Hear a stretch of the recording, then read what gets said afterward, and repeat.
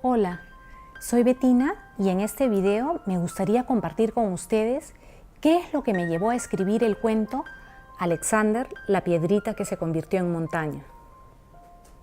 ¿Qué sabemos realmente de la vida y el ser humano Alexander von Humboldt? ¿Cómo fue su infancia? Me propuse escribir un cuento para niños y jóvenes. Mi intención era que conocieran a Alexander como persona y también compartir con ellos esa fascinación que despierta en mí. La idea era crear un cuento con todos los elementos del cuento popular o cuento de hadas, pero respetando totalmente los datos biográficos.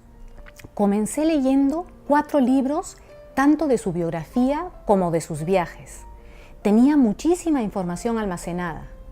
Conocí más profundamente a muchas personas allegadas a él. Quedé impresionada con la manera que tenía de encarar los obstáculos que se le iban presentando en sus viajes.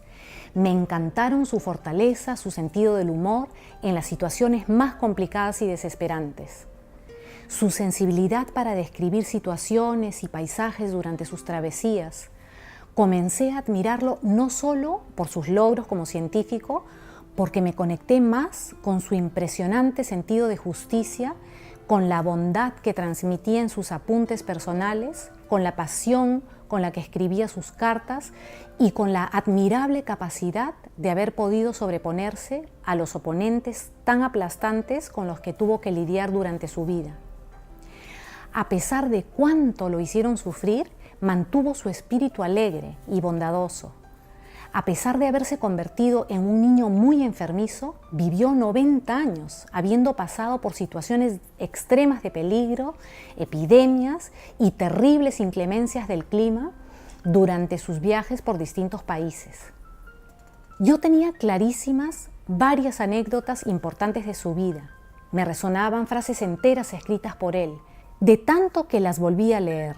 Y de lo que había leído tomé nota de toda esa información incorporada, su infancia, sus viajes y todas las personas que lo rodearon, sus valiosísimas anécdotas y frases.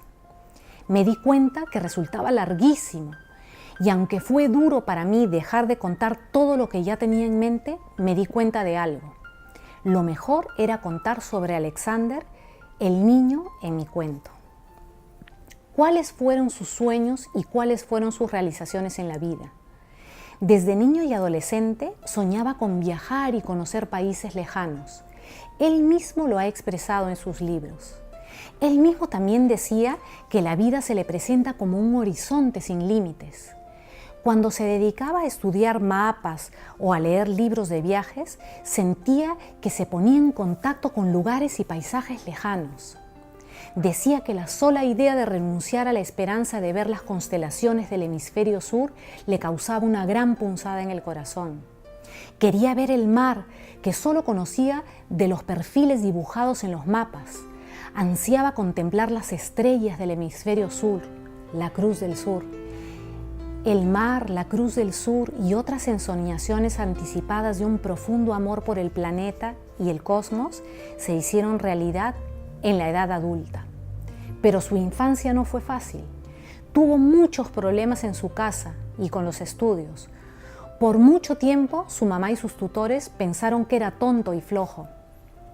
En su medio aristocrático, el hecho de que él se dedicara a coleccionar plantas, a buscar frascos de vidrio donde colocaba sus piedritas, insectos y plantas, hizo que le pusieran el apodo de pequeño boticario. Parece inocente, pero este apodo era dicho en tono de burla y de desprecio. De esa manera, sus tutores, su mamá y la gente de ese ambiente expresaba una hostilidad hacia él, una oposición a sus aficiones. La más grande opositora a las grandes inclinaciones, al carácter inquieto y expansivo del niño Alexander y a sus gustos de futuro naturalista, era su mamá. Ella tenía un plan totalmente distinto para la vida, el destino y la ocupación de Alexander. Soñaba con verlo brillar como estudiante y egresado de la Escuela de Estudios de Comercio de Hamburgo. Quería para Alexander una carrera práctica. Ese plan era inadecuado porque se trataba de un programa profesional impuesto, obligado. Era la programación de un destino incompatible con un soñador de tierras lejanas, con un enamorado de la naturaleza. Era un programa sedentario y aburrido para un chico de mente voladora y viajera. Este conflicto entre su vocación y el plan de su mamá se convirtió en una verdadera tragedia existencial para él. Esta contradicción afectó su salud porque Alexander era un niño muy sensible. Por eso, en su juventud fue enfermizo y débil. Cuando pudo realizar la vocación en sus viajes, sus enfermedades desaparecieron.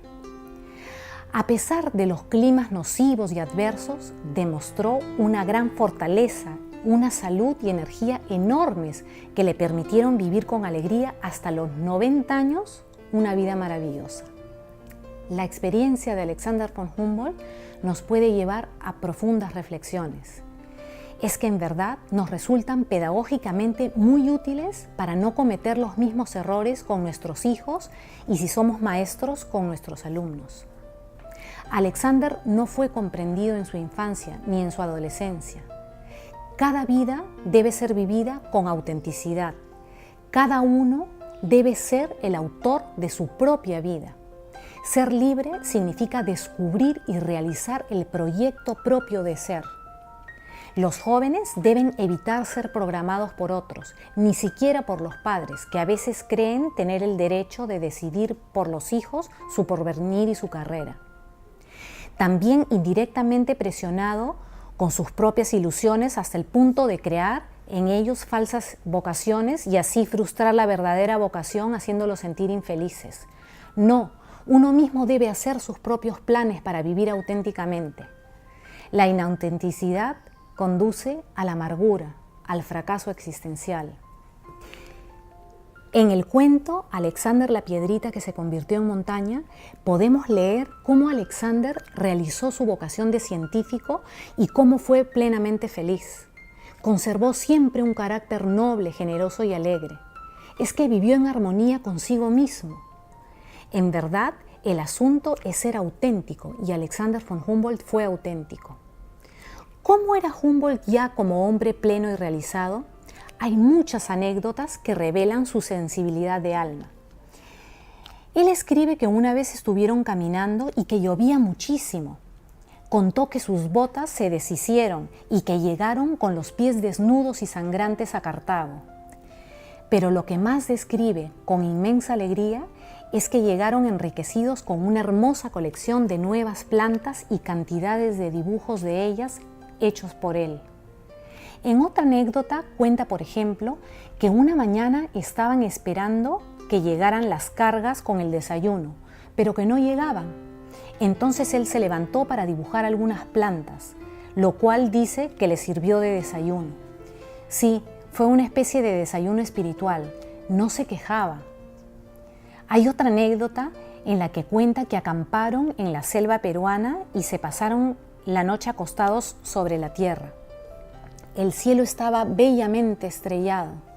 Escribe que las hormigas que los picaban tanto les permitieron la posibilidad de observar el ocultamiento de las estrellas. Es que realmente fue típico de Humboldt aprovechar un inconveniente como en este caso la picadura de las hormigas que no lo dejaban dormir, pero que en cambio pudo mantenerse despierto para poder presenciar el maravilloso espectáculo de las estrellas y poder observar su movimiento. Alexander realizó con inteligente curiosidad el arte de descubrir lo divino en el mundo, una vida realmente inspiradora. Los invito a leer el libro con sus hijos o nietos, conocer más de la vida de Alexander von Humboldt. Gracias por escuchar.